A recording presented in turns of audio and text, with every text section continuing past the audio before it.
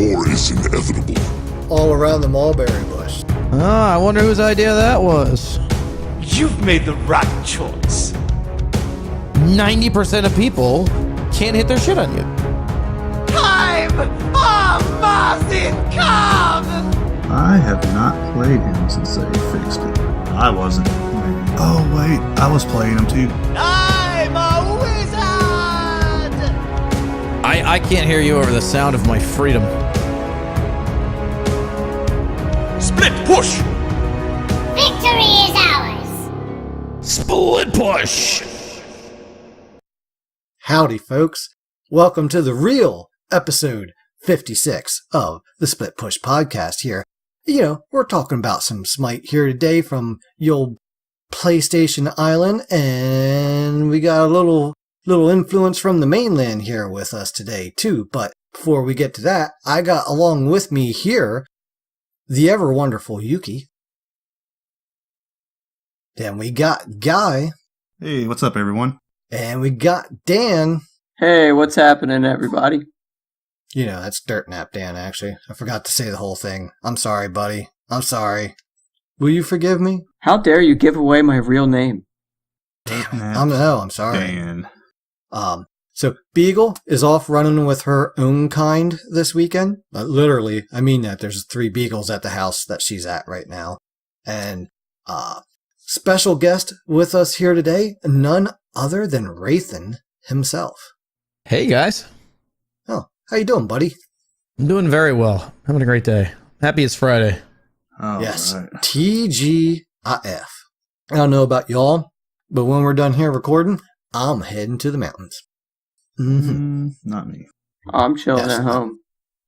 Yes, Oh, I am shit. leaving the What that kids means? behind. Double everything weekend. That's what I said. Just about. Actually, it's 3 of the things. But, before we go too far off here in our Smite musings, let me throw the floor over here to Wraithyn, for those that may not know of his glory. Why don't you share a little bit about yourself, where you're from, who you are, what your favorite uncle is, and, whatever you have to say. His glory. I like that. Yeah, my glory. Yeah, so my name is Wraithyn. I'm a community figure, content creator, streamer, and just I guess just somebody who's had a presence in Smite for quite a long time now. It feels like it since I started playing in season 3. But no, I kind of started getting involved with the Smite community after the streaming thing kind of took off out of nowhere on me. I had initially streamed for some friends of mine that I had worked with that were traveling all around the country and didn't have time to dedicate to figuring out, hey, how do I play this god, or how do I play this role, or all these different things. And we were on PlayStation at the time. And so, yeah, I know I think I just passed my number of hours on PlayStation with PC like last week. But yeah, so I started streaming to so these guys could watch while they were in Seattle and Washington and all these other places. And I would stream and teach them how to play, and then people started stopping by and listening, and so I've kind of become, the advocate, or I like to think of myself as the advocate for, Smite for the average player by the average player, right? So you're not going to see me making any highlight plays, or I have way more fails than victories, but the whole point was that there is plenty of representation for the new player experience. There's plenty of representation for the high-end player experience, and nobody's out here really talking about how, the average player feels when they play the game, and I wanted to be that guy and be that voice, and it's worked out pretty well so far. I got a lot of endorsements from some friends, and here we are today, hanging out with you guys on the podcast. Yeah, that's where I was from. I'm based down in Atlanta, Georgia. I have a whole other job that eats up all of my time, and so I'm based down here. Yeah, doesn't that always suck when real life gets involved with our gaming? I know, right? I literally can't wait to close the laptop upstairs and walk down and get on the stream. So, Yep. Well, I think you forgot the part about your favorite uncle. Oh gosh, my favorite uncle. Jeez, it's got to be my godfather. He dropped me on my head when I was a little kid, but he's been really nice to me ever since. Oh, that's awesome. Actually, I landed on my stomach, but it's funnier to say it was my head. Yeah. Right. Well, when little dirt nap Dan rolled over for the first time, he rolled right over off the bed and fell onto the floor. But Barney, his stuffed Barney, was there to save him as he landed comfortably on him and then just kind of rolled off to the side. Perfect. Yep. We're glad to have you with us today, Dan. Yep. Thanks, me too. Clear Sort of. you're not messed up at all. He loves Barney to this day. I love you. You love me. You know that song all too well. Because, actually, whenever the kids were grumpy growing up, we had a Barney CD in the car. And, kids getting grumpy in the car is the worst because you just can't get away from them. So we would plop in the Barney CD and guaranteed every time they'd cheer up. Every time. It's hard to be mad when Sometimes. someone's literally screaming, I love you, over and over. Yeah. Well, anyway, enough of our Well, personal maybe not stories. screaming. You know what I mean. Well, we're talking about my singing. I thought you were on point with that. But anyway, back to Smite. So, little bit about what happened here. We had having some technical difficulties, so that's why this is the real episode 56, because the other episode of 56 did not quite happen as intended. So, sorry about that, folks. That's why we missed a week, but that's why we're back here for you. So we're, instead of doing the patch notes, we're just going to kind of maybe do some hindsight on how we felt patch notes, or how the change from the patch has affected things. The Neo Afro patch, right? Yes, that patch. And what's the deal? Actually, I just seen this on Twitter today, but didn't get the details on it. What's the whole deal with Afro and Sasano together? Anybody? I don't know. Some sort of e-boy thing going on. I don't know, dude. Yeah, it's an e-boy, e-girl meme. Basically, the Afro's attached to Sasano's. Sasano's biggest weakness is that when he goes in, he has to use part of his kit to get out. And so the whole in and out doesn't exist with an Afro. He can just go in all in and kill everybody. So the whole joke is that you get the e-boys and e-girls. Be my Afro to my Susano. All right. Well, there you have it, folks. Now we're all up to date. Where's my afro? Let's go, She ladies. has been like literally in every game I have been in, no matter the mode. She's been there. Afros have? Yeah. Yeah. But anyway, sounds like guy's mama is home.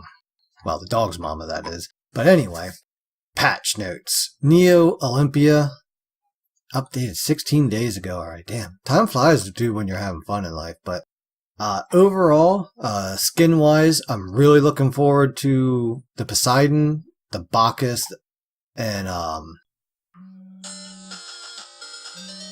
really those two. I don't know. What do you other guys think about skins here? Dan? Fuck you. Caught Dan mid-laugh there. I thought that every skin that came out looked really cool that I checked out. And I really can't wait to see... I can't wait to see the Vomit skin in-game, because I haven't yet. Yeah, that was interesting. I think overall, I thought it looked pretty good. But I don't like have some of any the money for animations with it. skins, so I'm not going to get any of these skins. So... Yay! I don't know. What do you think, Wraithyn? I'm a big fan of the Cerberus skin. I gotta be honest with you. I was playing around with that thing in jungle practice the other day, and I think, I don't know, I'm really encouraged by the quality of skins that we've been getting lately. Mm-hmm. Just the general the visual effects, the ways that they're getting creative with their themes.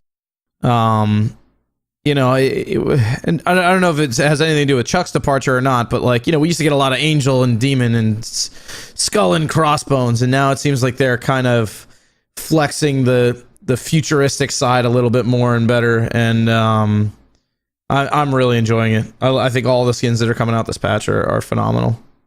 Yeah, I generally do like the futuristic ones. The Cerberus, I thought there was something weird about it to me, though. And I don't know if it's just I need to see it better yet, or, if just the clips, something in the clips was throwing me off. I don't know. But I think it looks awesome as hell. I think there's two animation issues with it that I think are going to throw people off. One is his basic attack animation. It looks like he's firing something, right? You don't really usually think of that as a range or as a close-up melee attack, right? So I think that'll confuse some people. And then the second thing that I think is unnerving for people is the fact that he just kind of glides around on the floor like he's T-posing. Yeah, I think that's what it was. It just seemed awkward. Looking at the card art, he's on wheels, so okay, he's supposed to be rolling along, right? Yeah, I think they probably could have done a little bit more animation on the foot peg wheels just to make it very obvious that that's what was going on. Just, I don't know, it's just more visually stimulating, I guess. Well, I know they only have so many different things that they can do with each model, and sometimes you gotta prioritize, right? Oh yeah, absolutely. My big thing from out of the skins is I want the Bacchus, and because that looks awesome, and the Poseidon, just his Kraken. That's the shit. I can't hear you over the sound of my freedom. Yeah. All right. So who all has the patriotic skins now? Do they have a Guardian yet? No. I don't think so. Nike has one. Zeus, Nike Ra, Nike, Poseidon, Nox. Mages representing, huh? Oh, Nox does have one. Nox does. I think that's it. Huh, yeah. I like when they flesh good teams out with a theme, because, well, then you can play that, I'd like to see Cuckoo Lane one. That'd be awesome. The E United Kukulkan one probably is like a half count, maybe. Right. That's pretty cool one. I like that one. Because you can chant like USA and stuff like that, or not. I don't know. And he's Last Hope. Mm-hmm. So, moving through the patch here, I don't think we're going to hindsight any really of the bug stuff here, but there was some stuff going on with Kukulkan that you bring him up. How's that? Anything going on with that? Are we settled with that? How's that looking? I have not played him since they fixed it. So I'll have to. I haven't played it since they fixed it, so we'll see. Dan, weren't you playing with Yuri while he was playing Kukulkan? I wasn't. Maybe.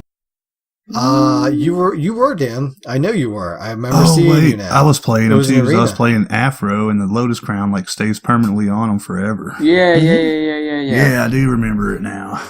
That's intended. That's intended. No, it is. It's 100% as we had this discussion yesterday. That's what I said too. We were talking about. I said, well, that seems like that would be a intended interaction because of just the way it works. Yep, 100% intended. Somebody brought this up as a bug the other day, and we had a conversation about it, and it is 100% intended because it is an ability-based heal that he gets the benefit of because of his passive. And so, did Fro Double G bring that up to you? I have no idea who mentioned it. I can't leak secrets. We something to him that day. I cannot reveal my sources. We're just not supposed to talk. Kill you.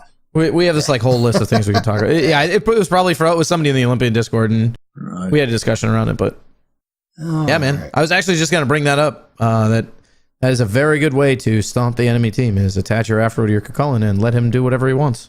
Yeah, he was literally. We were playing arena, and he was going into their fountain and just fighting with me attached to him. Yeah, dude, there's a video in the damn Discord. Yeah. He's diving the fountain trying to kill someone. I think the fountain does true damage.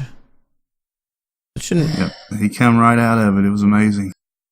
You just hop over to Discord, watch the video. I actually think I had to ult him also. What channel is it? And shell him, and I took Ada Neath ult also at the same time. Oh yeah, you did. You did take the Neath ult, dude. That was fucking phenomenal. What channel is it in? I think it might have been General, I thought, maybe. But, yeah, I don't know. I'll find it and let you know. I've scrolled up to the neon section.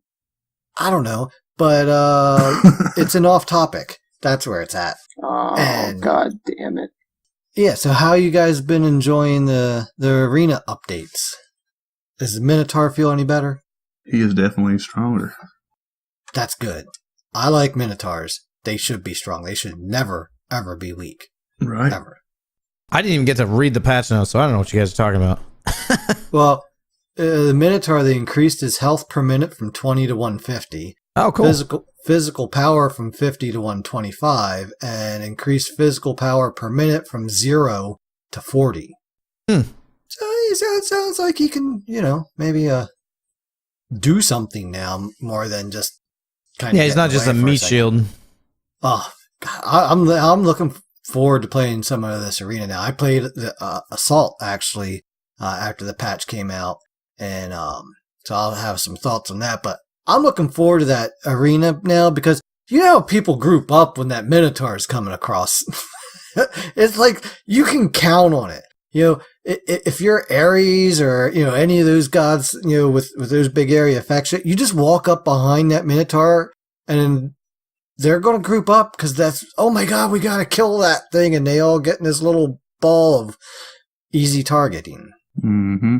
I think the whole idea behind that is it gets people out of the base, right? Like if you I noticed that like base humping is like a huge thing. That's a problem in arena. Really, it is. I mean, you kind of jerk around with each other until your ults are up. Everybody goes all in, and then when their ults are up, you hide in your base. When your ults are up, you come out, and maybe you'll leave to kill a Minotaur every once in a while. And so I think if you don't get out ahead of it and to make a concerted effort to fight it, almost the whole way down the track, like it's going to go into your portal. So I think that's a good change. Oh, here's one thing that's not in patch notes. The speed pot is now in all game modes. Mm-hmm. That will be in the patch notes, by the way. It will be? That's good. Mm-hmm. Have fun. So just FYI, as our technical issues seem to have struck again, Yuki has dropped out from here. Hopefully he'll be back here, but I don't know. So it is as it is at this point in time because I got plans to head to camp, so there's no time to pause and wait. So moving on, Assault. So yeah, Dan is severely disappointed with it, right, Dan? Yeah. Go ahead, floor's yours. Tell everybody why Assault sucks now. Hold on, I gotta scroll down to it exactly because I want to be right. I'm gonna read it word for word, and y'all might laugh, but this is why Assault sucks, and I'm never playing it again. There is no longer a ledge for the fountain, and it now sits flush with the ground. Fuck that, man. That was like my favorite part of Assault, was jumping off the fountain and getting that sick airtime. Come on. I'm not sure why there was a ledge. I don't know. But I just picked it as my dumb thing to be pretend mad about. So I'm mad about it. Well, I think originally it was kind of to reinforce you can't go back. Right. But even if you could get back, it didn't matter because you still couldn't buy. It wasn't actually tied to that area in that sense. Like the other game modes where, all right, I'm on it, now I can. Right. In Assault, as soon as you left it, you were done until you died. So, because there was a time or two I somehow got back up there. I have no idea how, but it happened. And I was like, well, shit, while I'm here. Oh, fuck. Like, no, I wanted to buy something. But, so yeah, you lost that. They also messed with the orbs, so they decreased the number of orbs that spawn on the map from 6 to 4 and relocated 2 of the 4 that remain. So decrease them to 0. No, I kind of like it where it's at now. So we played, I don't know, a bunch of games of Assault the other night, and I think the last game when I was Sylvanas, well, we had a shit team because our original roll-in was 4 Guardians and an Assassin. After doing some re-rolls, trading and re-rolling and all that crap, we ended up with 2 Guardians, 2 Assassins, and a Warrior. So yay us. But the other team had an Ares, and I'm like, you know what? I'm Sylvanas. I'm also kind of our mage, and our healer. I don't really want to waste my ult to get away from his because I'm not always going to be in a position to actually do anything with it other than just escape with it. And that's away. So I'm like, I'm going to buy beads right out the bat. We got a healer. Let's see how this goes. At no point did I ever miss meditation. And, I don't know how many of us actually bought something different, but I kind of like that meditation does not seem to be a required item for everybody to have now. That is a nice thing, but yeah, it is a nice thing. I just think it takes away of what assault is. I'll tell you what though, the matches we played were all fun and competitive. Like really, we had to work hard to win. The games were back and forth. They were hard fought games, and when we won, it was just yes, that was fucking awesome. The one game I was playing Nija, and I'm like, I'm okay with Nija. I'm still kind of, getting the rhythm down and whatnot. But I'll tell you what, the enemy team had this Bellona. Every time her ult was up, it was landing on me, and it was always from out of nowhere. I'm like, hey, Bellona's back in the fight, because, yeah, I'm dead again. Because she was the only physical they had, and I started off with magic defense offense item, and that kind of sucked. So she just targeted me, and I'm like, when people do that, yeah. Yeah, I really like the new assault map. I just don't like the orbs.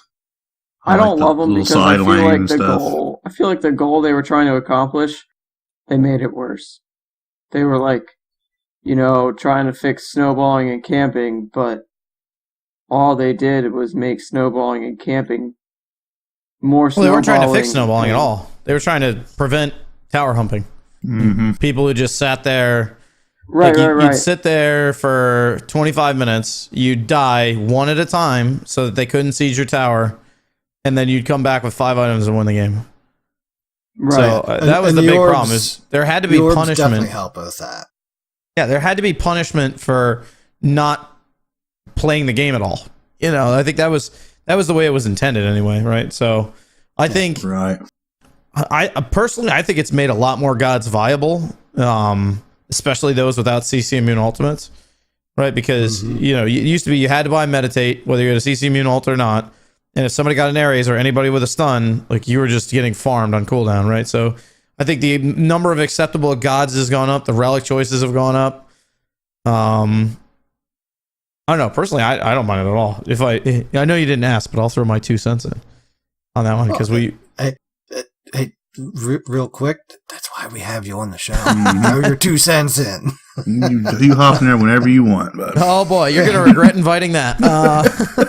Yeah, dude. Yeah, have at it. So I don't know. I had a blast that night. I thought it was great. At no point did I feel bad about the changes. I thought they felt pretty good. It gave you.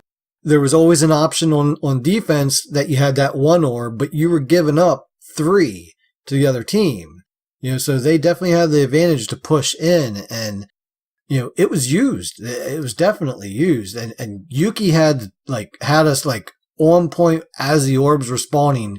Our group was falling back and hitting them, taking control of the map and pushing forward. And the only game we lost was actually that last game where we really got Scooby-Dooed on the team comp. But even then we had a lot of fun, and it was not a terribly lopsided game.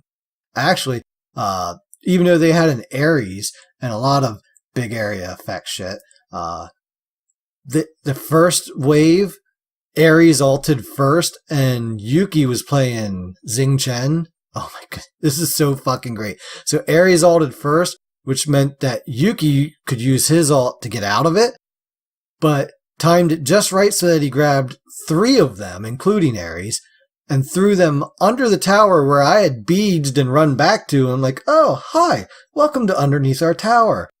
Let me help you up. And threw them all up into the air with my ult then. And we ended up having a nice opening set. But then we kind of trailed off because we didn't really have a mage or a hunter. Mages and hunters are really important. They are indeed. You find that out when you don't have one. You're like, wow, this is what it's like. I mean, do you want to know this is, I don't know if they rolled into this or if they had any trades, because, it doesn't tell you that. But let me just tell you what this other team was, because I shit you not, we went up against a Merlin and an Arthur, an Ares, obviously, I already told you about that, Zhong Kui, and their healer was Chang'e. So yeah, Ouch. we had me and Yuki, and then we had Beagle playing Bastet, Lucille, aka Yuri, playing Kali, and our random was playing Achilles. Played really, really well, but it was just, I already told you what the other team was. And the fact that we had no hunters or mages. Yeah, I feel like assassins have probably benefited from the new assault map more than anybody. 100%. Seems like they can move around and they got a little side lane they can come in and out of. So, and hey, you know what? Just thinking of it, diving tower. There's going to be an orb there between those two towers. So now you can dive through, and if you play it right, you can grab that orb to heal up. There you go. I think the other thing is that, with all those gods that didn't have self-sustain, that they only did their damage up close, right? Like, we'll take Susanna, for example, right? Like, I'm going to go all in. I'm going to go try and pick off one of their team. And then I've got 10% HP left for basically the rest of the game, unless I die. Now he has an option to say, okay, I'm going to go make this aggressive move because I know that healing is coming up. So if I make it out and I get my kill, I can actually dive in on people. Yeah. I don't know. Guy, I know you don't like them, but I'm going to call shenanigans and say they're awesome. I think they're pretty just right now with the 4. Yeah, I haven't played it with the 4 yet, so we'll have to see. There you go. I like That's how the spirit. Baron Somni's a healer now. Yes. Oh my gosh. How awesome is that? It's about Thank time. goodness. I know they were looking at the numbers, but the one thing that is a problem with numbers is numbers can be influenced by your perception of them. Oh, look, he's not a great healer. Well, yeah. If he's not labeled as a healer, not everybody actually plays him as a healer. Not everybody knows how to even play him. Yeah. Who's that? But Baron Somdi. Oh, you mean Baron's classified as a healer now? Yep. And Assault, yes. Oh, I wonder whose idea that was. It was definitely ours. We've been yelling about that. We've been yelling out about it for months, like at least 6 Since he fucking came out. Since he fucking came out, I've been yelling about that. That is ridiculous. I feel like there was some Olympian influence there, though, is what Mr. Wraith is trying to say. I can't talk about what goes on in there at all.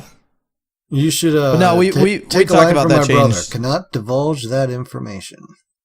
We talked about it, and the numbers. It's kind of funny because the numbers don't tell the whole story, because Baron's heal is a frustrating heal, right? A Horus heal or a Guan heal is not a frustrating heal. A Horus heal or a Guan heal is everybody get topped off, we're going to go in again, right? So, but when you're in the middle of a fight and you're getting half health by a Baron ability, his whole team is faster and gets a huge chunk of HP back, it's just the timeliness of it that is more frustrating. Like, you could heal your whole team to full with your hell, and I wouldn't care. I'd be like, yep, it's hell. She's healing her team. Okay, great. But it's when you're diving 80 billion people and they get a Lotus Crown proc for free off an ability that you're never going to miss because there's 5 of you in a little tiny corridor. Yep. That's just like, oh, God. It's frustrating. It's the only reason his numbers were lower is because you can't out of combat heal with him. Yeah. But, right. Yeah. I think you got it right. Frustrating heal. Because there's so many times where, like, yeah, I got this guy, and all of a sudden, poof. Like, oh, what the hell was that? Where did all that health come from? Yeah, you look up and you look down to see if your ability's up, and then you look back up and he's got half health, and you're like, huh? Mm-hmm. What? Yeah. You say what now? Yeah, the worst is it's half health and you at the same time. Yes, Yeah, exactly. That's where'd all my health a go? very valid point. All right. Well, I think that's enough for Assault. How about Conquest? Oh, the Enhanced Fire Giant, Primal Fury buff. I don't know. That doesn't seem to be anything too big. I don't think any major influences coming out. It's 5 minutes on that. Come on. That's pretty big. Right. Yeah, it is. Because, Enhanced Fire Giant is a big difference. And they reduce the damage he does also. Yeah, I mean, the enhanced fire giant change was just because, I mean, you had teams that were getting their asses kicked for 25 minutes and then just like turning around one team fight and then walking away with a game. And that kind of sucks, right? Like, it's almost like the first 25 minutes didn't matter, right? Right. So you got to figure out a way without making it like useless, right? Like, because it's such a fine line to walk, because on one hand, it's hard anti-snowball, right? And on the other hand, if you flip it in the other direction too much, it is a hard snowball mechanic, right? At 25, 30 minutes or whatever it is now, right? I go and I take that thing completely uncontested. I am going to run you down. Right. Right. So, I don't even have to back. I just go in. So. Yeah, I think it's a good change. Yeah, that's actually a good point. I mean, it is important that the beginning of the game counts. Yeah. But I'll tell you, if you're losing the beginning of the game, you want it to be a 30-minute game to win. That's how you win those games, is just play some defense, get your farming up, and catch up in levels. And then once you catch up, their advantage is gone. You know? So, tip of the day there for you folks. Yeah. Oh my goodness, what did they do to Clash? Guy, do you like Clash yet now? Clash, no. But they made changes to make it better for you. You gotta go play it, try it out. It's all right mode. No, it's not online. It sucks. All right, so I like. First off, I'm not a big Clash fan. I played it a lot in my younger days of Smite. Have not played it barely at all since then. Just occasionally when, we're trying to get first win of the day or something in a couple different modes. But I really like this change. Blue buffs in the center of the map have been changed to red buff camps. I think that's awesome. 3 now? Yep, there's 3 red buffs. Okay. Interesting. 3 red buffs, 4 mana buffs. 3 red buffs, 2 mana buffs. 2 the mana ones on the buffs, side should be yeah. mana buffs. Yeah, the whole idea there was just like, again, it's anti-stalling mechanics, right? If I could pick up 3 red buffs and blow your ass up, I should be able to do that. I mean, did you just get more killing and more actual fighting? I mean, right. Well, the fact that red buff used to disappear at 10 minutes. Right, exactly. Yeah, and Which also, I think it's 15 now. Now you want to invade and take their red buff, though. Now it's there's a reason if to. you can't get those red buffs, though, it's going to be like a big detriment. So that's pretty. Yeah, cool. exactly. Which is, I mean, I think it's great because Clash is the game mode that I would go to play when I wanted to pick somebody that was hyper late game, get to full build, and just absolutely W key at 5 players. Yeah.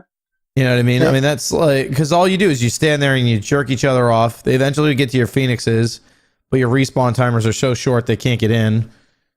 And there's just there's no push, there's no end. Even the Apophis buff is, kind of garbage, right? That never meant you were taking anything. So, right. I think it's a great change. I mean, I think it's a small enough change that's not going to change the identity of the mode, but it's a big enough change that you're going to see some benefit from it either way if you play aggressively and you want to actually close the game out. Yeah, I'm interested in trying these out. I'll try Clash out. Is all the blue buffs now melee too? Is that in every mode? I'm pretty sure that yes, all of them. I think. I think that's don't really cool. know if they did that for Joust. Did they do that? Thought they did. I thought they did last patch. If they. Oh no! Wait. No. Yeah. It's right here. The blue buff camp turtles now use melee. Yep. Same yep, for yep, there it is. duel. I can't tell you how many friggin' times I've died to those fucking minions. Please do. It is straight up embarrassing. You always think, I got this. Well, no, because some camps, so I jungle primarily, right? So some camps, you're like, okay, if I've got a ranged ability or something that I can take out the 2 side minions with, I can get rid of them before they ever attack me. I can, heal up if I have an assassin's blessing or something along those lines, right? And then you pull those range camps and they one-shot you because you have 80 health left. And it's like, okay, well, that happened. That's Again. why I like my mage jungles, because I know I'm going to one-shot the camp. And then there's Dan. I've been running weird shit, and it's been working better than normal shit for me. So I guess I'm just a weird guy that plays weird shit. So what they do to Apophis guy, you're saying now? I think he spawns Yeah, at 15 minutes. 15? Oh, it doesn't say. I don't see anything here. I don't think it's in the patch notes. I think that was But an that could have earlier been done a change or while something. ago. I have no idea. Yeah. Like I said, I haven't played Clash much. Sorry, folks. You ain't getting Yeah. the I your haven't Clash either, if it makes you info feel any from better. us. It says he now, what's it says? Shadow of Apophis. This effect now deals true damage instead of physical damage. Huh. Nice. Ouch. I don't know. Mhm. He can Jesus. hurt. I know he's hurt before, so Yeah, we've talked about that before. one point there was a bug where it said that it was showing that I had never killed him, so I went in as Artemis. I'm like, I'm just going to kill him. And first time, I had to run away. Like, that didn't work. Let me go back later. It used to be the best. Like I said, throw somebody in there as he was popping up and kill him. Yeah. So, going back over to Joust here, Bull Demon King continues to move and attack more smoothly. I mean, it's important to be smooth, you know? So it should make him much harder to kite, which is a good thing, because some people were kiting him way too early. Yeah. A little And, bit. Yep, blue buff is melee. In Duel, Titans in Duel only now deal 50% damage to enemy players, gods only. They still deal normal damage to minions. They've also decreased the hit points for Duel, and I have not been playing this for a while. Oh, it also inherits like the Joust stuff too. Yeah, so that was I mean that discussion was around people in Duel, and again, it's a tower humping side of things, right? It's like Oh, if I you can't stand those players. if you hang out by your Titan, you get another person doing true damage at 1 attack per second, on your team. Right? Like how do you win that? You know what I mean? It's a 2v1 after you kill a Phoenix. I spent a half hour one time as Chalk, beating the shit out of this person, but I just couldn't quite kill him. It was a Scotty. She could always just get away with no help, but you always sat at the back of the tower, and then Phoenix down. I could not get into the Titan area and kill or do anything because it was just way too much damage from the both of them, and shit going on. Eventually, I just said, fuck it. I'm going for it. I know this is how this is going to end. I'm going to die, and she's just going to run down and take all my shit, and that's exactly what happened. It was close, though. I almost had it. It was close. It was close. In My favorite mind, is when you it would was just close. surrender before dinner for no reason and just throw. Yeah, I did that a few times. I'm like kicking ass and dinner time. All right, quit. Like, I don't really care about my rating. Oh, guys, look I'm at my just having score. fun. I'm 9-0. Oh, what was that? What's that? Time for dinner? Surrender. Quit. Game over. Yep. Hell yeah. So, also on the map updates, they also adjusted the Wild Juggernaut in Siege. Again, to be more Wild smooth. Juggernaut. Yeah, he had kind of a wonky animation. Yeah, he was always all fine. I think got a weird noise. God, as much as Siege isn't horrible, but I still think it needs more minions in the fucking jungle. I don't know. To me, Siege always had those boring times of, all right, we cleared waves, our abilities, it's still kind of early in the game, so we can't really do anything to you under tower. You can't do anything to us under tower. That's so when you start running to the other lane. yeah, but then they're doing the same thing, and then you're just like, oh, Yeah, you switch every now I gotta wave. run Don't back. you know Now how I'm to just play? fucking losing experience. You switch every wave. Don't you know how to play? Come on. You both go to gank the other lane, and then you're like, fuck, well, now we gotta clear this wave. It's all around the mulberry bush, something like that, right? That's It's how it fucking- works. Yeah. I don't know. I don't not like the mode. The reason I really don't like the mode is just because of the player base. I'm always on a team, so I get put up against other teams that only play that mode, and then it sucks. But, we've told you that many times, and I'm moving on from that. So what items do we need to talk about? Anything game breaking here, folks? Game breaking. They added a lot of MP7 or MP5, MP5, MP7, MP7, that's some MP5. pimp I saw shit. MP5 need some from of that 7 to MP7. 10, and I was like, Call of Duty MP7? Am I killing people? Yeah, I think it's a tier 2 on trans is what they added the MP5 to. They added it to every step of trans, actually. Trans Oh, also did they? went from Okay. 6 Yeah. to 10. 5 on the tier 1, 7 on the tier 2, and 6 to 10 on trans. And 10 on that's awesome. Heartseeker, and 10 on Hydras also. There And you go. Hydra's tier 2 has 7. Hydra's tier 2 and Hydras are fucking OP now. Right? Now they got 10 MP5. That didn't have any MP5 on it before. I mean, well, it had the passive, but now it's got both, which actually means you'll never be out of mana with that item. Yeah, I mean, I think that's a good thing, right? That's the whole point. Yeah, but Right, they have is- quite a few of those items out right now. You know what I mean? Well, I mean, in terms of must pick up items for like a jungler assassin, like what's your number one go to right now? Definitely that over most. Well, no, I was gonna say, so what everybody's been building for the last 6 months has been Crusher.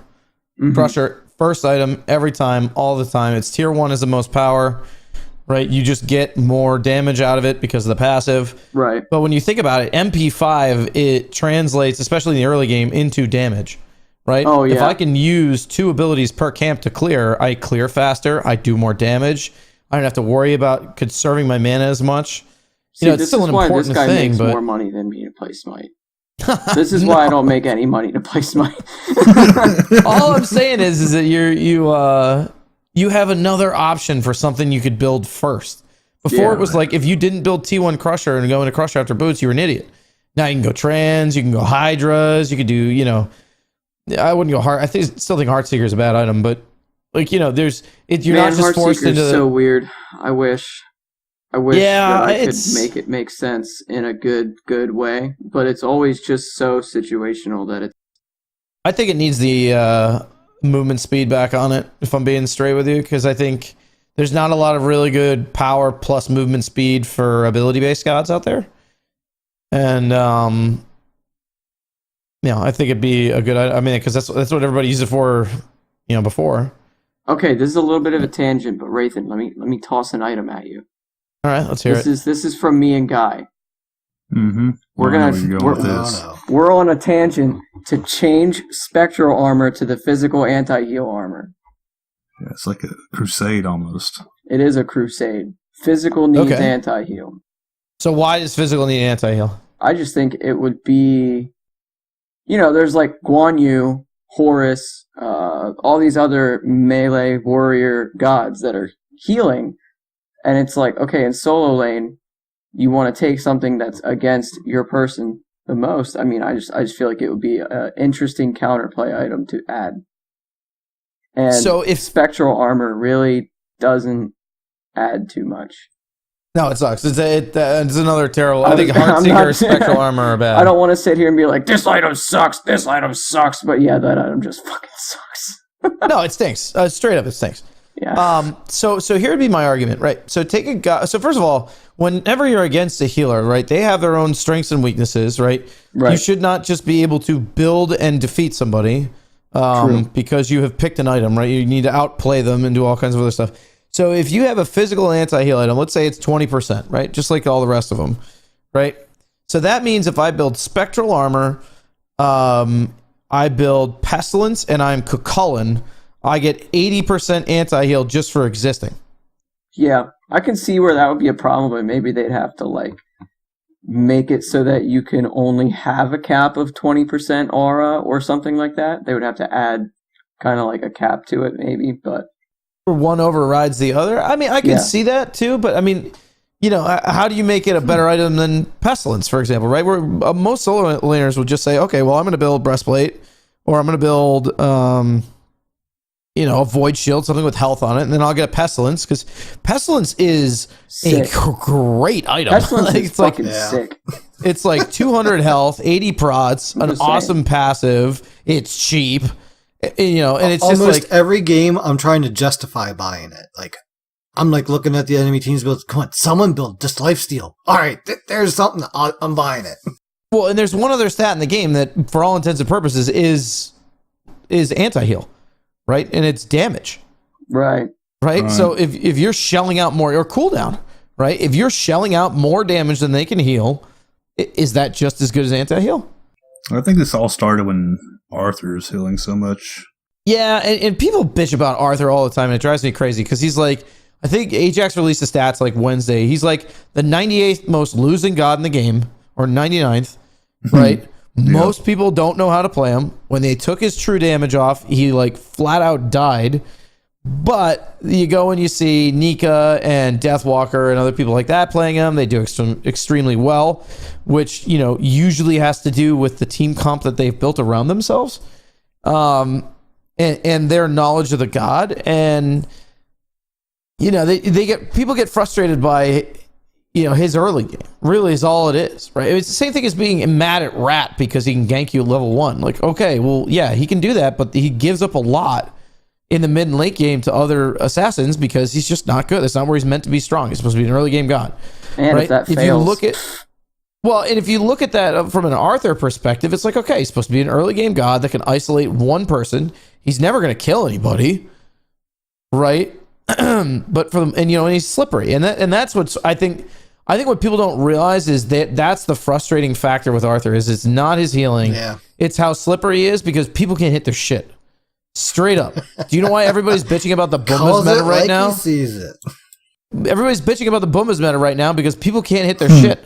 Straight up. Right. Yeah. It has nothing to do with speed. like these guys can rotate faster, or they can get to me quicker, or you know they can get through the jungle faster. No, what it has to do with is if you're moving like a lightning bolt and you're a hell with regrowth and Boombas, 90% of people can't hit their shit on you. Yeah, sure. If you're a Masters or Diamond player, you're good at adjusting for that, and you can bot people, and that's fine, and you'll compensate. But your average player, again, which is my core audience, gets frustrated as shit with that. It's the same thing with Arthur. Yeah, I still think there should be a physical protection item with some sort of anti-heal on it. Yeah. To me, I always like when I was ready for anti-heal, if it wasn't Pestilence, I was just buying brawlers. I'll just beat you with this stick. Call it a day. Yeah, we'll take both of Wraithyn's stances. Anti-heal and damage anti-heal. We'll beat your ass and make sure you don't heal it. I always thought it'd be interesting to have, like, you know how we got these like evolved items that occur under certain conditions or something like that, right? Yeah. I always thought it'd be interesting to have like an evolved version of Pestilence where when you buy it or you get the tier 2 of it or whatever, or the unevolved version of it, right? If you did a certain thing, it would be a physical protection item. If you did another certain thing, it would be a magical protection item. Right. That would be cool. Like, I don't know, whether it comboed with the blessing you bought or other things that you've built. So if you have like, you know, 100 physical prots and you bought this, you'd get another 80 plus the Pestilence passive. That's like Smite 2.0. Well, I mean, you know, they've done evolved. Well, I like it. I think, you know, but I think that that's Smite 2.0. I think because you really hit the nail on the head here. That could be really cool. But that's a total rework on more than one item. That's a whole set. Yeah, I mean, it is. But if you think about it, but again, I mean, it's the same thing with, like, you know, I said before, where it's like, okay, you put those two items on, well, we don't even use Kakulin as an example. We use Cerberus. Okay? Use Cerberus, who's just got AoE aura anti-heal. Just because he exists. Mm-hmm. With those two items, now you have a 60% anti-heal? Just for fucking existing. He hasn't even pressed a button yet. He just the W key is all he needs. And for a 60% anti-heal. Party. Yeah, at least with Toxic Blade, you got to get up in somebody's face to apply that amount of anti-heal, right? So it's a balancing act. Yes, you know, should there be a physical anti-heal item? Maybe. Then again, do you really want to be that Guan player that just because somebody picked up one item, now you're fucked in lane? I mean, I usually am that when I'm Guan anyway. I'm not a good Guan. Yeah, but no, I see what you're saying. But I think it's the same way with magical healers too. If you pick up enough items, they're fucked. Sure. So, I don't know.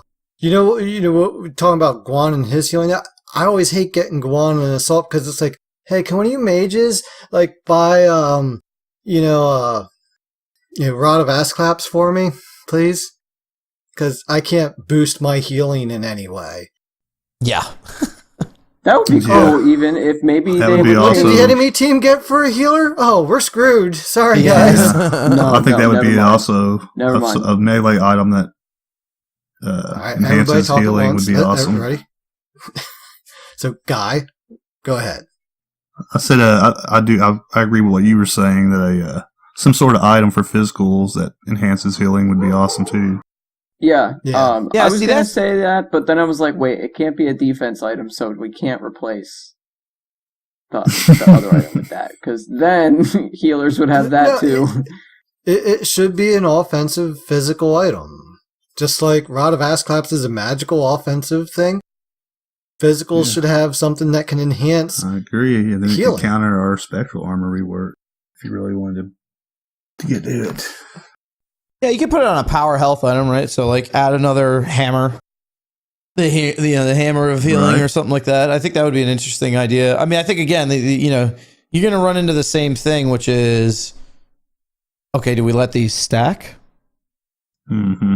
And the answer is, you want to talk about a healing meta, an Afro or a Ra that can out of combat heal with 2 40% healing items and a Rada Tahuti, which is passive if you're below 50%, makes it heal even more. Right. So now all of a sudden we're like, whoa, so it swings it. So I think the way you solve it is you just say one of the auras overwrites the other one, right? Mhm. Where it's like if you've got both, like so if you're, if one of you got the physical pestilence and one of you got the magical pestilence, one of the auras takes priority and it knocks the other one off. I think that's the only way you solve it. I agree with that.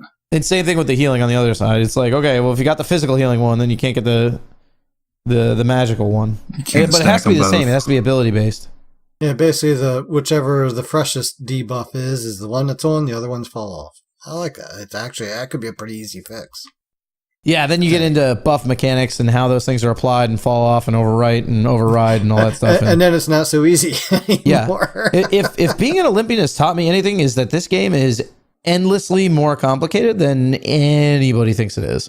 And there's Oh, yeah. all kinds of things that you have to think about that just people don't on I've average been day. saying It's that great. for years and for any online game. Don't bitch about shit. Dude, seriously, do you know what? I mean, I don't think anybody can fathom. It's like without fathom on how much work and code goes in behind this stuff and how one little minuscule thing way over here on the left can fuck up the whole right side. Yep. And it's not even that. I think the biggest thing that people don't get so I work in software, so it's a little easier for me to cast stones, and I understand it a little bit better than the average person.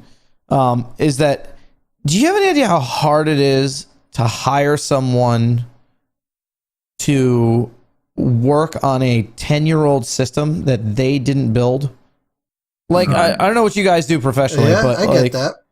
But like, if somebody was like, "Hey, man, like, you're gonna need to come, I don't know, Do work for refurbish this deck at this house," and it's by some homeowner that tried to do it themselves, and they fucked it all up, and there's bolts sticking out and all kinds of shit everywhere, and they're like, "Yeah, go in and fix it, but it's got to look exactly the same, if not slightly better than the way it did. You can't gut it and just start from scratch." And so anything you do has to be additive or minimally removing something, right? And oh, by the way, if this isn't something that's, moderately affordable by everybody who wants one, then it's just not going to work, right? So like all these constraints that they have to live inside of, when it's in terms of God design and effects, and we can make this look really beautiful, but then half the world's population can't play it when this god's in the game, right? And just things like that they have to think about when they create this stuff. It's like, it's mind-blowing, man. It's insane. Yeah. Well, that whole China thing, even how that affected the game. Yeah, they couldn't put any skulls in the game because, that wouldn't fly over there. And then when that shut off, welcome skulls. Skull City, bitch.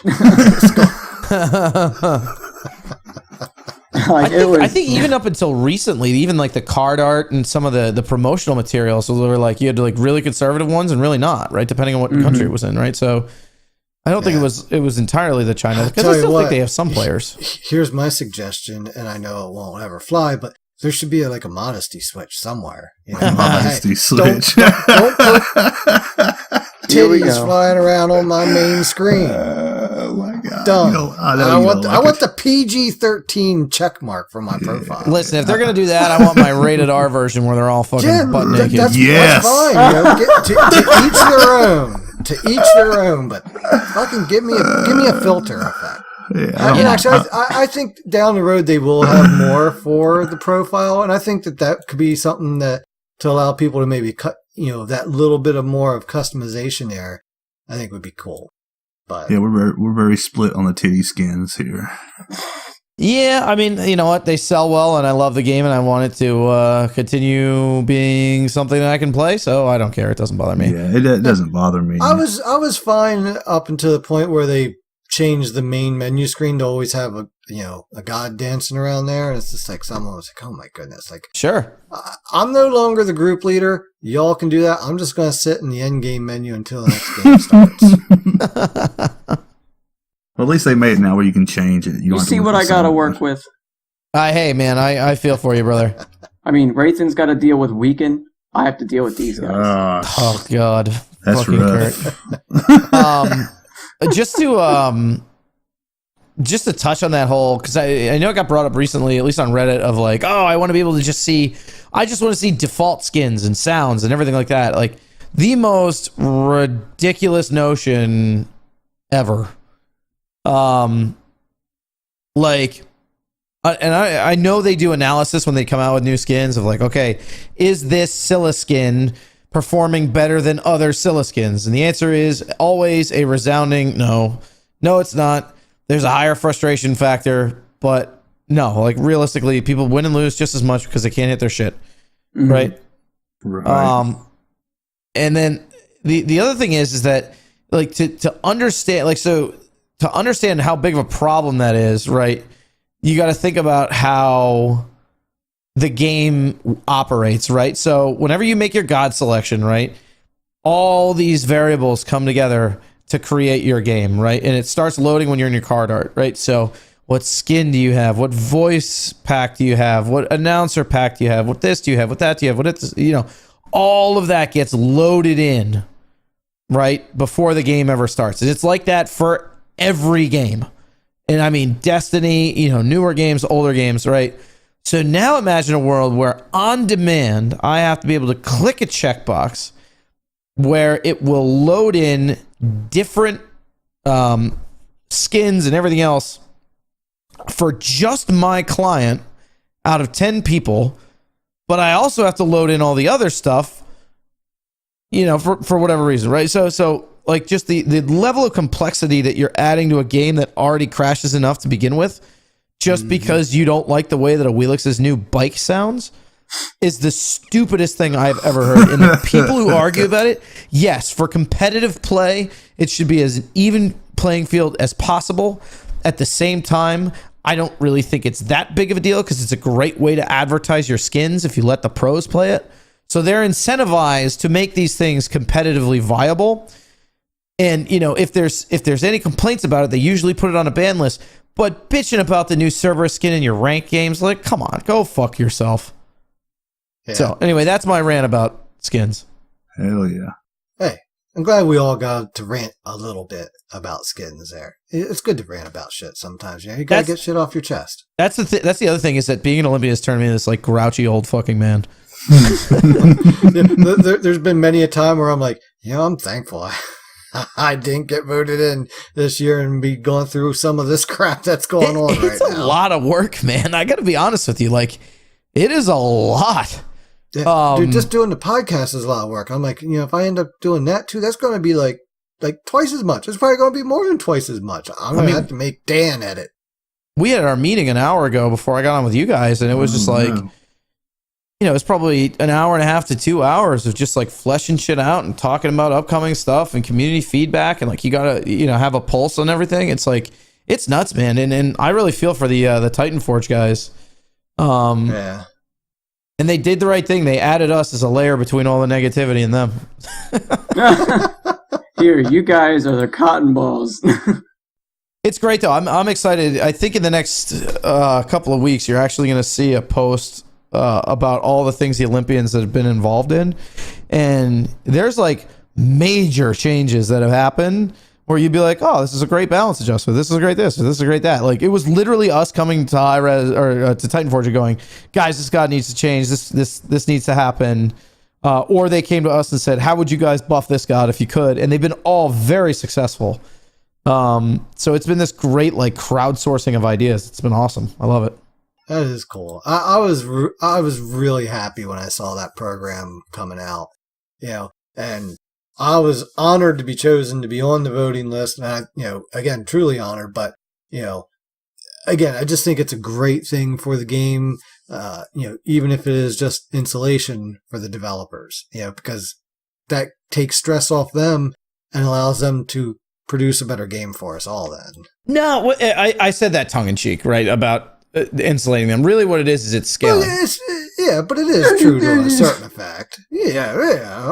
Sorry. Because here's the thing, right? So for the amount of work that we all do, you would need to hire 10 part-time interns with insider knowledge into the different communities, PlayStation, Pro, Xbox, PC, right?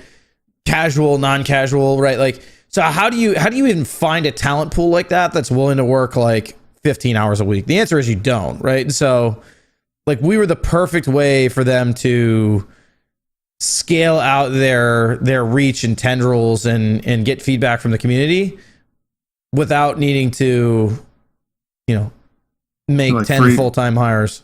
Free employees. Sort of, but if you think about it, right, it's nothing that you could hire somebody for. Right. To begin with, right? Because we all still have our own voices. We're all still very critical, right? And that's a funny thing is everybody says that since I became an Olympian, I'm like this huge shill for high res. Like, I give them a lot of shit.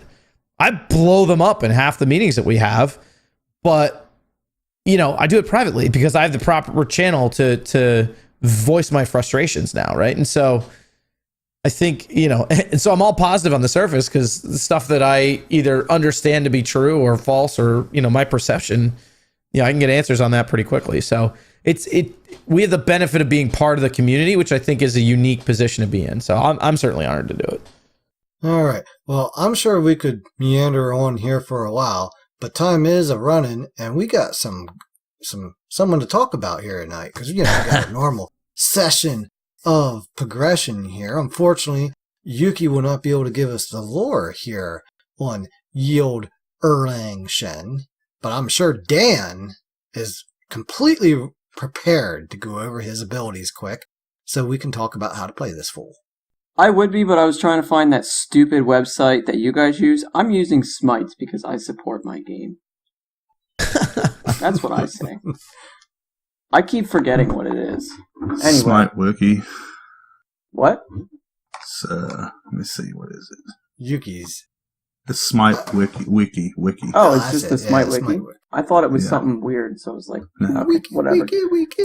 Okay, so I think there's a little bit of a typo in this, and I think you'll hear it when I read it. It's pretty good. Anyway, we'll start with Erlang Shen's passive, Howling Celestial Dog. Each time Erlang Shen hits an enemy with a basic attack, his dog hits as well for 15% of his basic attack power and 1% of the target's max health. The percentage damage only works against gods and minions. The damage is in quotation P exists proper power / 0.15 / plus sign number sign. I think there's some stuff going on. I don't know what's going on with yours. But, anyway, it's 15% of your basic attack and 1% of your target's max health. His 1, Spot Weakness. Erlang Shen opens his third eye and analyzes the enemy's strengths and weaknesses. When activated, Erlang Shen gains additional physical damage on each strike. If the buff effect has ended and the ability is on cooldown, successful basic attacks reduce the cooldown of this ability by 1 second. Physical damage is 25 to 85 plus 10%, and the duration is 5 seconds. I had no idea that it had that off cooldown or on cooldown passive thing. That's pretty cool. Well, I knew, I shouldn't say, I didn't just now find out about it, but for a long time I didn't know about that. So I started using that ability a lot more efficiently, and my Erlang got a lot better. And I started going like 17-0 in Joust, standing on their Phoenix when we haven't taken their tower yet. That was Pin, his second ability. Erlang Shen launches a spear that damages enemies on impact. Enemies in the dead center of the effect when it lands are rooted in place. The damage is 85 to 265 plus 55% of your physical power, and the duration of the pin is 1.3 seconds. His third ability is 72 transformations. Erlang Shen transforms into a mink or turtle and charges forward. The mink. So it's 72 minus 70. Yeah, 72 minus 70 transformations. The mink damages all enemies, stopping on the first god hit, granting haste and increasing attack speed for 4 seconds. The turtle knocks up all enemies in its path and gains a health shield for 12 seconds. The turtle damage is 75 to 275 plus 40% of your physical power, and the shield health is 70 to 230. And if that's not good enough for you, then you're not turtly enough for the Turtle Club. Turtle. The mink damage is 70 to 310 plus 85% of your physical power, so a big chunk better damage. Just big heads up, a big chunk more. And the mink attack speed is 15 to 35% scaling. And then his ultimate, 9 turns blessing. Erlang Shen taunts nearby enemy gods, gaining damage mitigation for the next 4 seconds. Afterwards, if Erlang Shen is still alive, he is healed for a flat amount plus 15% of his maximum health. The heal is 150 to 450 plus 15%. The taunt duration is 1.2 seconds, and the damage mitigation is 10 to 15%. And that's Erlang Shen, boys and girls, and in-betweens. And haven't decided yet. And whatever else you might be. To all color, race, and creed. So, Wraithyn. Yes, sir. How you play this guy? So you kind of start people, like what abilities to start off with, kind of take it from there. How do you round out your abilities and then into what items and shit like that. Yeah, so I think Erlang is the ultimate flex pick. I think he's one of the only gods you could play in 3 roles. I think Nox is one of the other ones. But just off the top of my head, it's like Nox, Jorm, Erlang. I'm trying to think of, and maybe no, you can't really Guan Jungle. But anyway, I like it because he's the ultimate flex pick, right? You can put him pretty much anywhere and he's going to succeed at a high degree. I think his weakest role is solo, which is kind of funny because it's where they designed him. He is most strong in the jungle and support role, especially given the current meta where you build Talaria Boots and Blackthorn Hammer in support and just run people down, clear your waves, finish your build out with whatever the hell else you want from a support perspective, and you just bop people. I love playing Erlang. My favorite place to play him is in the jungle.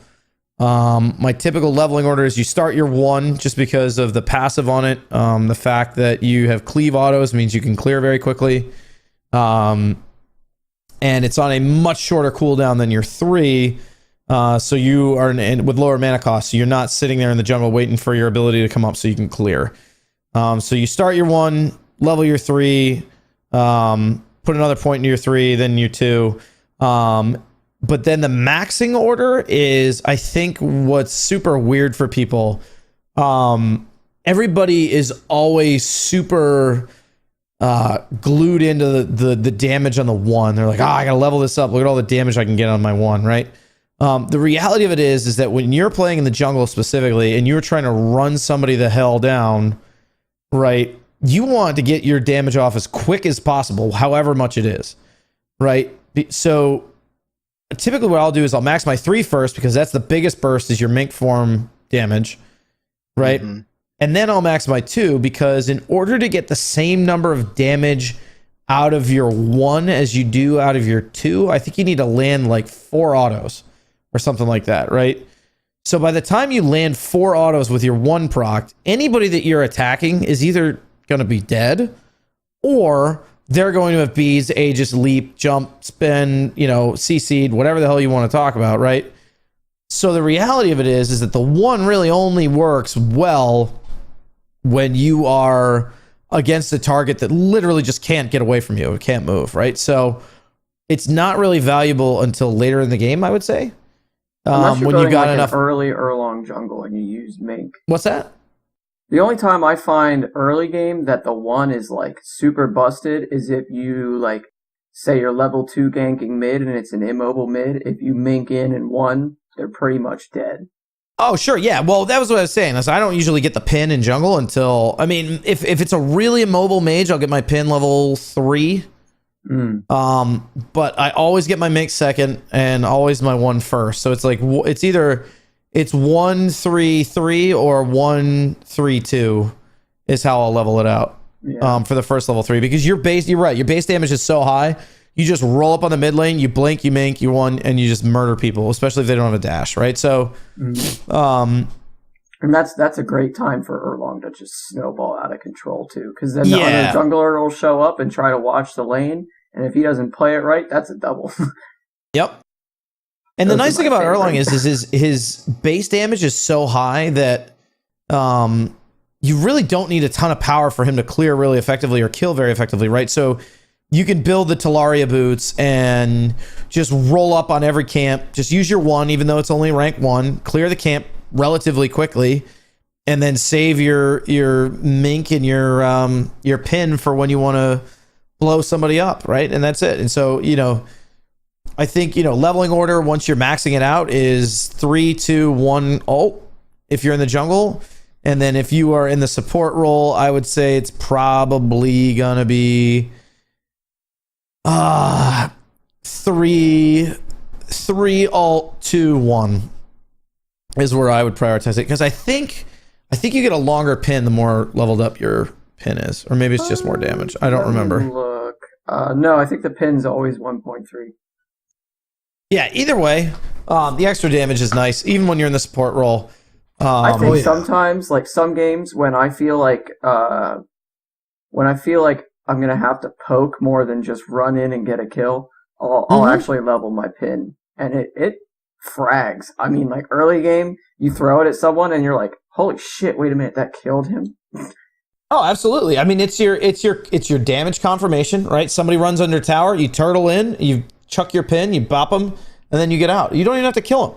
Right, it's like 200 damage or something like that, right? So early game, especially when you have all that great base power, and it's the most relevant, right? When you level your abilities, you just abuse the hell out of the fact that it's instant damage and a giant AOE the size of a Scylla ult, right? So that's the way I look at it. I don't know. There's other people who would argue against it, but especially when I play in the support role, it's like level up that pin and just you're sitting in lane, you clear the wave, the enemy team comes out from around the corner, chuck your pin at them.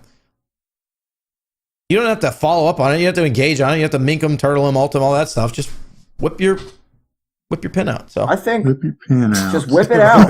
Just whip it out. I had to be careful there. I was like, wait. Show them what you got. A little bit of intimidation.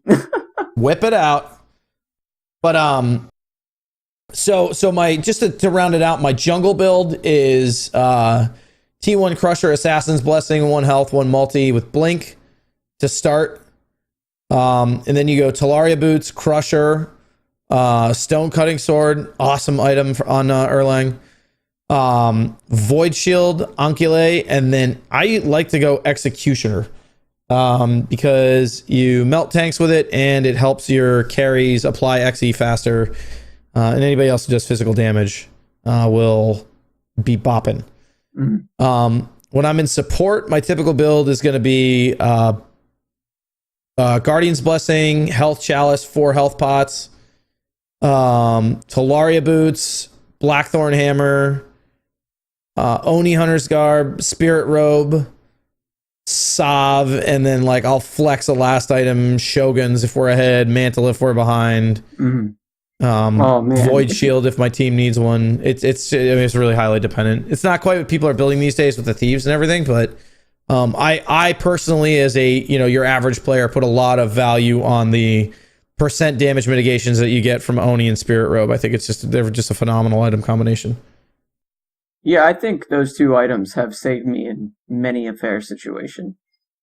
I just have nightmares about when Erlang was using kin size and ripping my face apart every time. And like, Oh my just a god! few I remember seconds, the and his first dog was game applying after it the too. Erlang Oh. health percentage buff. Yuki was If against you don't play him. helicopter Erlang at least once. Yeah. Yuki was against an Erlang solo.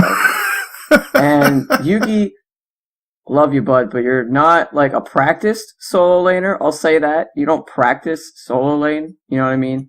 So he's not like over there playing fucking high tier meta shit. He was playing Athena, I think.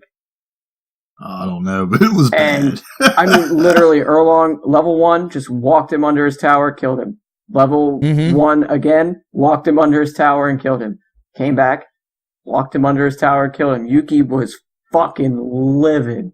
He's like, what the hell? Who fucking thought that this was a good idea? How did this get through play test? Oh my god, it was hilarious. Yeah, he hurts, man. He's even in Soul Lane, like, I mean, if you do the what is this, like Berserker Shield, Ninja Tabby, Void Shield, Shogun's Mantle, and then like a Kins, like, you're tanky as hell and you do a lot of damage. Yeah, and Erlang just with full tank and kins is a pain in the ass. I can't tell you how many times as like a carrier or a jungler, I'm like desperately trying to, you know, help my team get through this team fight, but the only thing that stops me is this stupid Erlang that's so tanky that, you know, I can't touch him. And then on the other end of that stick, he's also killing 3 people by himself in my backline. And it's like, are you kidding? Like, honestly, what am I supposed to do about this bastard? But, you know, it's you got to get your team to turn and focus, you know? Yeah, I think the key with Erlang is to delete him before he gets his ult off, right? So he's either going to use this shit to engage and try to set up his mage, or he's going to wait for your team fight to start and then try and blow up your carries. And you either just gotta turn on him, or just CC him out and have somebody drive him off, because he is kind of squishy. He has to blow somebody up or he's gonna die. Yeah. Speaking of that, what's the best way to beat Erlang if you're playing against him? Sorry, I was drinking some water. I would say that your average Erlang player. How dare you drink water? I know, right? I would say your average Erlang player. The mistake that they make is they get very set. It's like Thor players, right? They get very set in their ways about how they want to execute a combo, right? Like, I'm going to mink pin 1 alt you. I'm going to mink pin 1 alt you. I'm going to alt, I'm going to alt turtle pin 1 you, auto. And they do the same thing every damn time. When they engage, it is always the same thing. They knock you up. There are very few Erlang players that use his mink or his turtle interchangeably, right? They either use one or the other. It's how they set up their combo. I've kind of noticed that, and I'm like, is it just me, or is that terrible? You know? Well, I mean, it's like everybody else, right? I brought up Thor as an example, right? How does everybody execute their Thor ult, right? It's land, auto, 1, auto, stun, auto, 3, auto, right? And then you 3, right? And everybody, for the most part, if you are a newer player, you do that regardless of the situation, right? Right. You watch somebody like Adapting or Incon or Weaken or any of these guys play, and they do all kinds of shit. They'll land and they'll stun to lock people off. They'll land and they'll 3, just to get the damage off, and then hammer themselves out, and then stun to cut off the escape, right? It'd set their team up. They play it in a diverse way, but if you're just your general average Thor player, you do the exact same thing every time. And if you know that's what they're going to do, you can anticipate it, right? It's like, okay, I'm not going to beads the landing, but as soon as he goes to throw his hammer, I'm going to beads Aegis and whoop his ass. Right? Yeah. I mean, that's actually a really good tip. I don't even know if I've ever really thought about it. That's the best way to counter Thors. They all do the exact same thing. They see a squishy, they don't know if their beads or Aegis are up or down, they land, they hammer, and as soon as you see that hammer go off, you beads and Aegis all that damage, and then you just beat the shit out of them because they can't go anywhere. Right. Yeah. I just never really thought about, like, thinking about it from the perspective of watching how they do their combo. Because, yeah, you're right. I mean, once someone uses their combo, they basically use it the same way every time. Yeah, I mean, it's the same thing with Erlang, right? Because everybody's been successful with it 1 or 2 times, and they're like, "Oh, this is how I kill people." Yeah, right. Yeah, I know. I get guilty of it too. I hit 2, and then I hit 1, and I got a kill, which means I will always now hit 2 and then 1. Yep. I will never in my life hit 1 and then 2 because, god damn it, I might not get a kill. It's also important to understand what the role that the Erlang is providing. Right? So is he a setup god? Right? Okay, well, the setup god is going to do the exact same thing every single time. He's going to blink, he's going to ult. While you're ult taunted, he's going to knock you up into the air because that means you can't beads, your CC is stuck, and he's going to set up for his mage or his hunter or anybody else like that, right? So if it's a support or if it's a super tanky jungler, well, a lot of the times he's just going to be there to set up the rest of his team, right? If it's a solo laner, maybe he's going to dive, right? That's somebody who uses a mink and a pin. Or I'm going to blink on you, auto you a few times, and when you go to run, I'm going to pin you and then chase after you with my mink, right? That's a chase Erlang. And then you I mink to do that. What's that? I mink to do that. Yeah, exactly. But anyway, everybody gets very, very easy to read. Yeah. Is what I'm saying. Especially with gods where you have to combo their abilities. Yeah, so I would say that's how you beat them. Kind of think about that a little bit. All right, but plan over as this we all double know, XP weekend. The most important question, and this is probably one of the easier ones because there's not many choices. What's the best skin? Oh, Queen's Guard. Are you kidding me? Yeah, absolutely. Queen and country. No, how is it that he only has these skins? That's what I was just looking at. I don't know. He's getting another one soon. They talked about it. But I get it that, he's got some weird stuff going on. He's got a pet, and that always throws in some limitations. But, seriously, look at some of the themes that they've been doing. How does he not fit into them? All right, I'm a level with you, right? And this is not through my Olympian experience or anything that I've heard from anybody at Titan Forge. People don't like Erlang. They don't play him. They don't play him. They don't buy skins for him. Right? Now, is that a chicken and egg thing, right? Where it's like, hey, the skins have been mediocre at best. That's probably why nobody buys anything. But if you're a business and you want to make money, you're going to make skins for the things that you know are going to sell well. Now, the one that they have coming out, I've seen it. I've seen artwork of it. I cannot wait to buy it. It's going to be very good. But that being said, people always get all up in arms about this. Another small rant. Sorry, Olympian rant.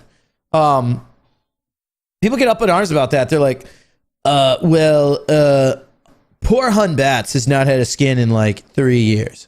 And you're like, okay, well, it's a fictional character in a video game. He's not going to get offended or upset. It's like Neath has too many skins. Okay, well, yeah, it's because people buy Neath skins. People don't buy other skins. If I'm a farmer, I'm not going to grow eggplant just because eggplant doesn't have enough representation in the grocery store. You know what I mean? Right. Mm-hmm. It's straight up. That's all it is. I'm going to grow carrots because carrots sell and make money. And again, you don't have to talk to anybody at Titan Force to know that that's the case. And it's like, we all love this game. Right? There's a couple of Hun Bats mains out there that are like, yeah, it'd be nice if we got a skin every once in a while. But the reality of it is that most people don't even play the gods they bitch about. Right? Zhang Kui was a great example. No Zhang Kui skin did well except that ghost one. Right? Right. Yeah.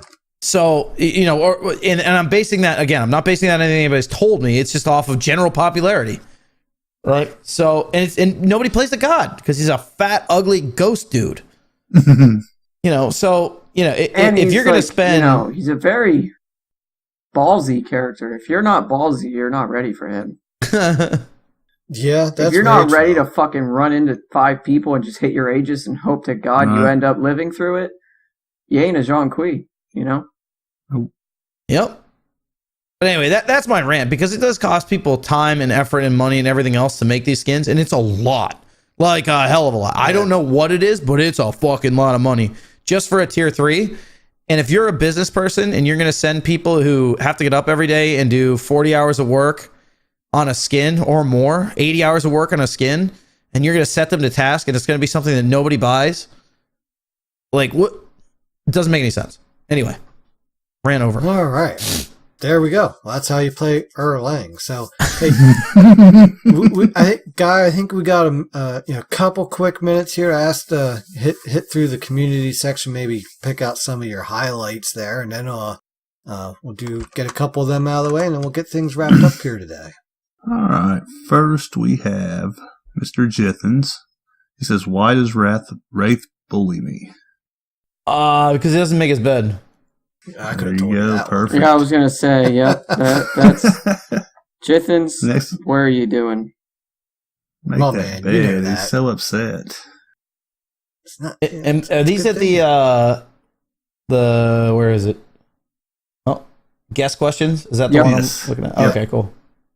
Next one we have is from Yuri or Lucille. Or Okay. whatever he's calling himself these days. Fucking something. If you could rework a god that is not played much due to top picks not synergizing with the rest of the group, who would you rework and what would you rework in the kit to make said god more enjoyable to join in the top picks? Is it Erlang? Jesus, let me pull up a list of gods. Hold on. And we can go over, by the way. I know you guys have shit to do, but Oh, you're from... I have nothing to do. I don't mind hanging out for a little bit. I know I talk way too much, but Hey, you don't talk enough because we've had to talk it all. You should just do the show for us. I don't know. I would say sure. Why not? yeah, right. Sign me up. Just give me the keys. God, that's such a tough question. I wish I had a chance to think about it beforehand. I would say probably who's just fucking useless. Kukulkan.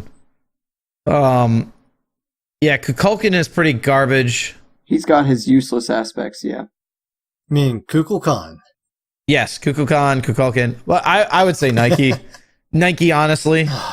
Nike. Yeah. That's You know, Nike- as much as I have fun with her, she's still boring. Because it's like, Nike is boring. I get to have fun and then now nothing. Yeah. I get to have fun again. Oh, all right, it's over already. Yeah, I mean, she really has one ability, right? It's boring as shit. It's interruptible.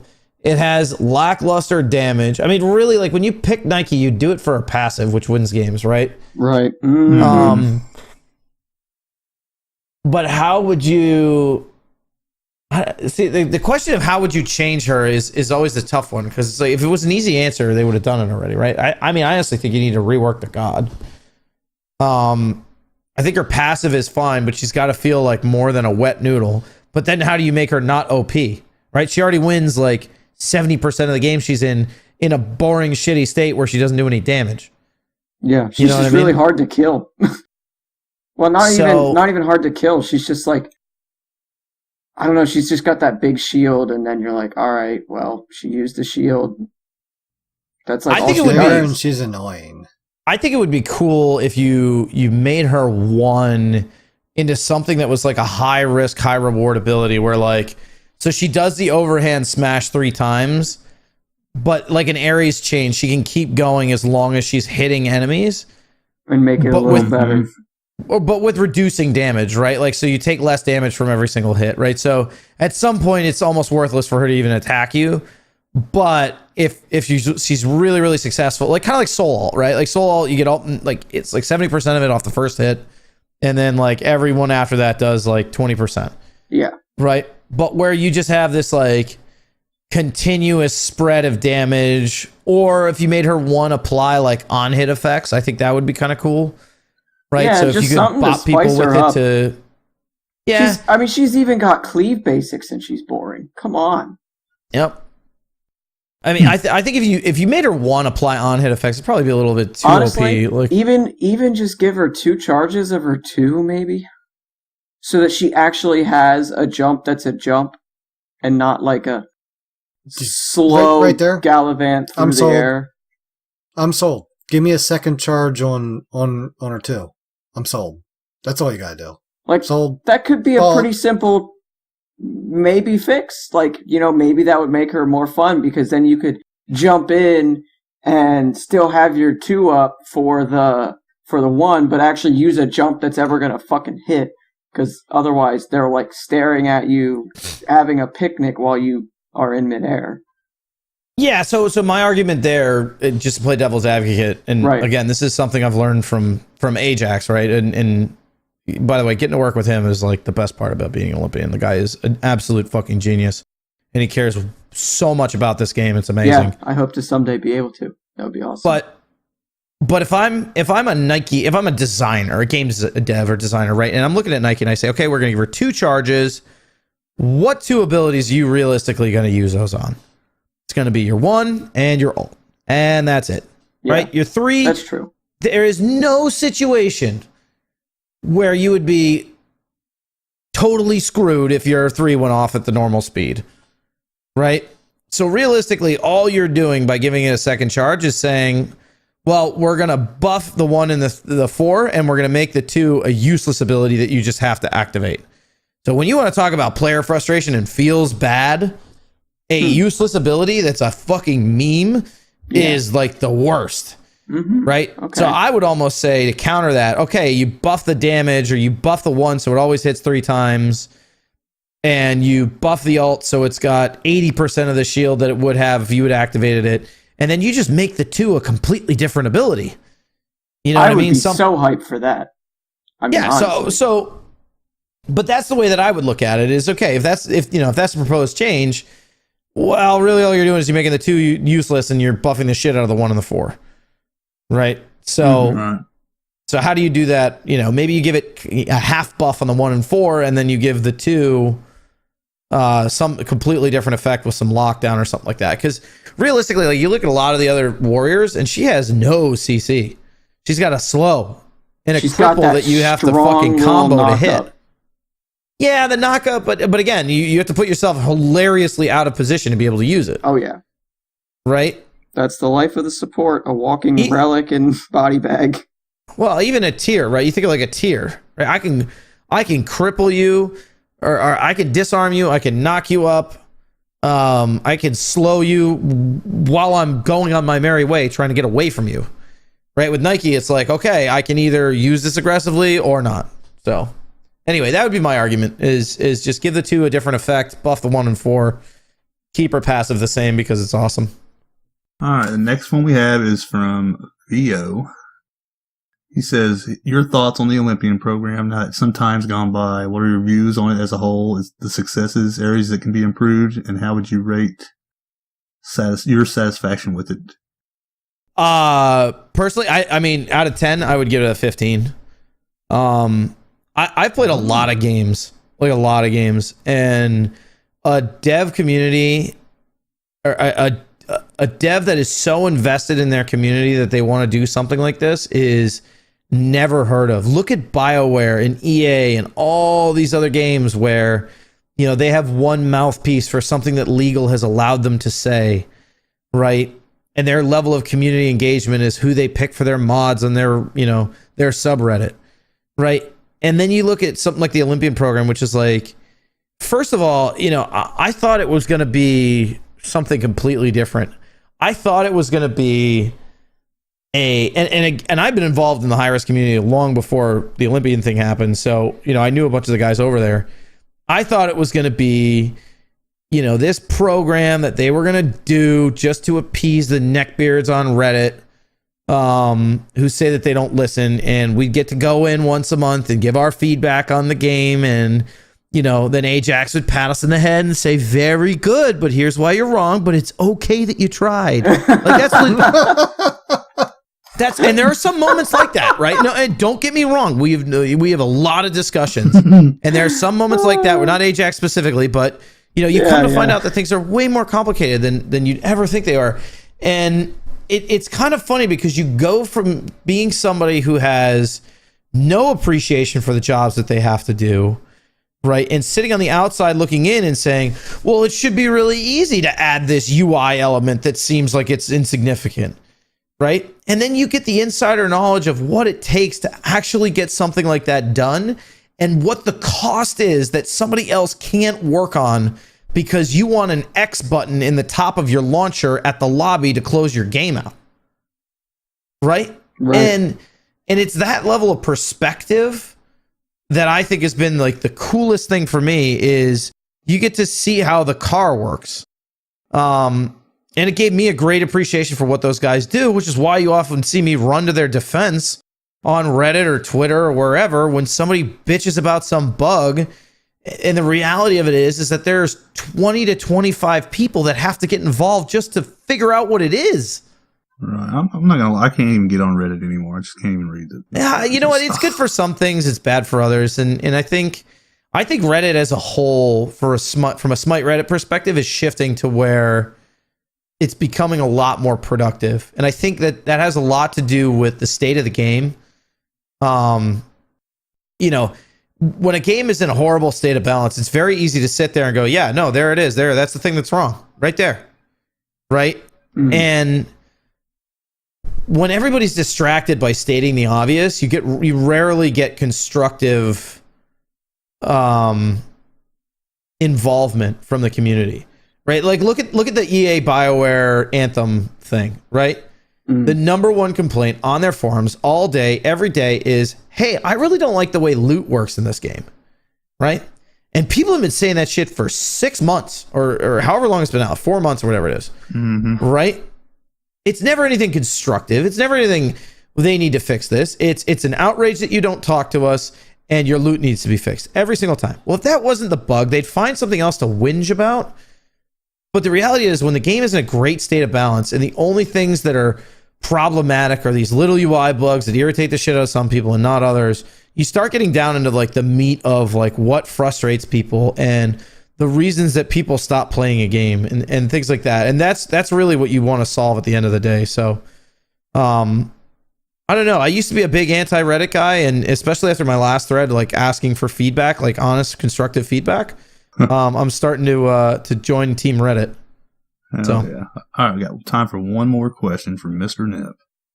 He said, I discovered you through a video of your best and worst moments. I was wondering how often do you buy Assassin's Blessing as a support? I haven't done it since that Amaterasu game, and I hope to never do it again. And I never want to talk about Amaterasu. Oh my support. God. You know in my defense, that's what happened to Yuki against that Erlang. Remember, he accidentally bought Oh my God, that's right. Blessing. As soon as he said that, I'm like, oh shit, that's what actually happened to him. He went out and was like, oh my God, he's so used to playing jungle. And nope. Yeah, Yep. And that's exactly what I was just going to say. In my defense, I think I had played one game that wasn't jungle besides that Amaterasu game for like the 4 months prior. So it was literally just automatic and programmed in my brain. And I'm pretty sure, motherfucker, that we won that game. So new meta. All right. Gotcha. Where's your argument? No, but that video was funny, man. I get a lot of comments on that video because people don't know that Kurt and I are like really good friends. Like I was one of his groomsmen. Like we're good friends. Yeah, so when I a really cool guy. Oh, Week is the man. So when I finally had enough content clipped together to make a fails video, I literally was like, hey, I'm going to publish this. You should do a roast video and make a bunch of money on YouTube with it. Because it got like, a couple, thousands and thousands of views or whatever it was. And he's like, all right, bet. Like I literally went in there and found the worst shit I could, the absolute worst, over the course of like 2 years. Just so it would be a funny roast video and he could, crack on me. And he said a whole bunch of mean things. And I saw it before he ever posted it and all that other stuff. And it was just, it was a meme between two friends. It was funny. Right. Hell yeah. That wraps it up for that. That wraps us up for the week. So first off, thank you for coming on the show. It was a blast. Yeah. Thank you for having me. Yeah, I know, right. it's kind of funny. I'm usually in a better mood, but I'm like super salty granddad today. I don't know what it is. Oh, I know the feeling. Sometimes you got to get the rant on, and that's okay. It's okay, man. So, usual here, folks, feel free to hop by the Discord if we missed anything, or said anything stupid and need corrected, but Probably me. I'm usually the one that's out of position. So, anyway. Am I allowed to plug myself? That's what I was just going to say. Yes, plug the fuck away as much as you want to. All right. No, yeah. Thank you guys again for having me on. Those of you guys who are listening, if you've never been to my stream before, I am the penultimate help you get better at being an average Smite player, right? So I used to call it like better than bronze, right? So if you want to take your game from a low level understanding to a medium or, medium high level, I'm not going to turn you into a diamond player. I'm not going to turn you into a masters player, but I like to think of myself as like the Bill Belichick of Smite, right? Where I probably couldn't throw my pads on and go out there and throw the ball around with Tom Brady. But I know enough about the game that I feel like I'm fairly intelligent at it, right? So I'm not a Belichick fan, but the guy's very smart. I'm lost me there. I'm a Steelers guy myself, so not a Belichick guy, but it's a recognizable name. But yeah, no, at the end of the day, like I exist to help newer players or players who are less confident overcome that very, very steep initial learning curve when it comes to getting good at Conquest and having fun with the game. So stop by anytime, twitch.tv/Wraithyn, WRAITHYN, or Wraithyn1 on Twitter. I am a Twitter spammer, so you will hear lots of me if you follow me. But yeah, I'd love to see you guys all in the chat, and would love to come back again for another episode. You guys are amazing, and I love what you guys do for the community. Have fun. Thanks, man. It's funny you said that, but I seen a video where Ducky said you were the dominant Smite player. Ducky, I feed on a weekly basis, so if he talks shit, he knows that it's going to go from steak and chicken to Brussels sprouts and I don't even know what's something I make that's horrible. Stew. I love Brussels sprouts. Yeah, well, I do too. That's a funny thing. Yeah, I'm gonna make. Beagle doesn't like them. I'm gonna make stew in the middle of summer in Atlanta if he talks any shit. All right, hey Guy, how can folks track you down? You can find me on Twitter at @GSmitey. You can find me on PlayStation at GuyAllSmitey with an underscore at the end, and you can find me on all other platforms at GuyAllSmitey. Dan? You can find me on PlayStation Island at DirtXNapXDan, and you can find me on the rest of the crossplay continent at DirtNapDan. And I still haven't made a Twitter for myself. I'm sorry. I just don't like it, but I'll try. Promise. And the Twitter out there. There you go. Hey, whoa! I know what I'm doing. No A. I know what I'm doing. Split Push podcast with no A. None. Right. Good. Yeah, you good need job, to make Dan. a Twitter for yourself. I can't tag Good you job. in anything. It's so annoying. Yeah, you get your own Twitter. Get that done Good tonight. Lord. That's your homework. How old are you? Like 50? 50-year-olds have Twitter accounts. Come on now, Guy. Well, So- I mean, Yeah, I was true. gonna say more 50-year-olds have Twitter accounts than Then I you do. I do. All right. Well, we're done. You can find Dirt Nap's dad in the Twitterverse and on PlayStation Island at dirt_naps_dad. You can hop into our Discord. I have links to that on the pinned to the top of my Twitter. Also follow us on YouTube if you have not already. We appreciate the extra subscriptions there. Even if you listen to us somewhere else, just pop on over to the YouTube for a moment. Hit that little subscribe button. Helps us out. We appreciate it. And also, whatever platform you are listening on, let that platform know that you like us. We appreciate that as well. So, hey, you all know when it comes to Dirt Naps, you got to give them before you take them. And when all else fails, Split Push! Yeah, all right. So you guys want to hear the biggest spoil from the mid-season patch? And I know Ajax doesn't listen to this, so he'll never, ever, ever hear that I've leaked this to the community, and it definitely won't end up on Reddit. But there's like 2 gods that are going to get huge, crazy. And then there's going to be a conquest map change where they... And then all of a sudden, out of nowhere, you're going to... Which is definitely going to lead to players being more excited about... And yeah, so that's really it.